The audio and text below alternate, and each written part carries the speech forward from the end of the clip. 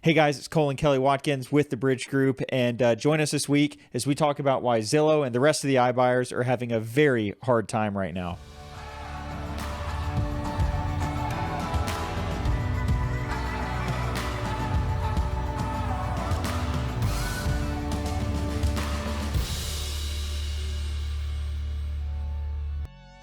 Hey guys, welcome back. And like we mentioned in our intro, we're going to be talking about Zillow, the iBuyers, kind of what's going on with that industry, which is our industry. Right. It has a lot to do with it. But first, I think we should really get into what do most people know Zillow for? It's not iBuyers, Right. Although they've made great headway in the last Right. couple of years in that field. But most people know Zillow for listings, Their listing platform, a listing platform, and it's great too. If you're moving in, we have a lot of clients moving in from. You just had someone move in from Chicago, out of state, out of country, and so when they're moving in from out of state, they're using Zillow to find properties, neighborhoods, communities that might be better for them. They don't know about HAR, which we have our local MLS here in Houston. So they use Zillow to find that, which has been great. Now, in the last couple of years, Zillow has been making offers. They have been a lot more aggressive with their Zestimates. Right. What is a Zestimate? A Zestimate is just Zillow's guesstimate of what the property should sell for.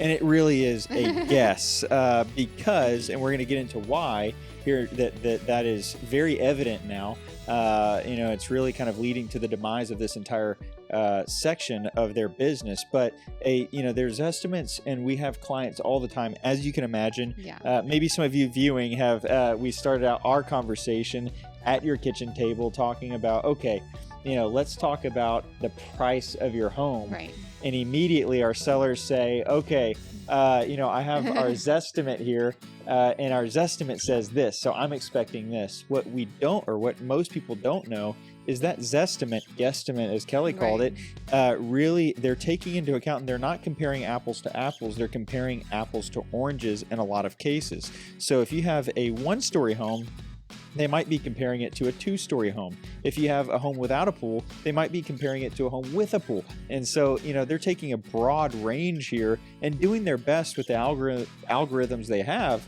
to come up with an estimate for your property, which most of the time, even now to unfortunately for them to find out, it is wrong. Right. And so, long story short, Zillow was putting in offers on people's homes, on sellers like your home, and buying them outright. We call it iBuyer, where they just come in and purchase the property. But they were using their Zestimates, which are wrong. And now they're going out of business. They're completely shutting down the Zillow Offers line of the Zillow program. And they are at a huge loss. They're laying off people. And now they're canceling contracts. And now they're having to resell these properties that they just bought. And they're taking a huge hit. Yeah, so Phoenix, 93% of the properties that they bought through Zillow Offers, they have to sell lower than what they bought it for. Right. In Dallas, 81% of the properties that they purchased in the last couple of years, now they have to sell it for less than what their Zestimate was. So it's not a good deal for them, and a lot of times when we're talking to our sellers, when we're talking to our clients that are wanting a good, accurate value on their home, we are not using his estimate. We're not getting anywhere close to it because why? We are a local market expert. We're going to be comparing your property apples to apples, right? If you used his estimate in a lot of these cases, your property would still be on the market. It wouldn't have sold because it would have been overpriced, or, unfortunately, a lot of times it could have been underpriced and you could have left money on the table. That's why working, putting the Zillow or Zestimate aside and working with a local realtor that has an accurate CMA is always going to get you more bang for your buck. And so we've had a lot of people that would bring these offers, these iBuyer offers, when we were meeting with them about listing their property. And we've said, let's look at the actual cost, first of all. What are all the fees? And typically they're a lot more than just your standard 6% realtor fees. They're more like 10 to 12% sometimes in many cases. So it's really what you're netting. And so a lot of people were losing out, and they were coming up with all kinds of repairs. They would come to your house and quote you $20,000 in repairs when you didn't need any of those. So a lot of the sellers were, really lost out on these. And so what we would tell them is, let's list your property, even if it's just for one weekend. Let's do our grand opening open house. Let's do our marketing. Let's do everything the way that we do to get you the most amount and to sell it as quickly as possible. And those buyers or those sellers that went with us on that offer were shocked at how much they got for their property and how quickly it sold.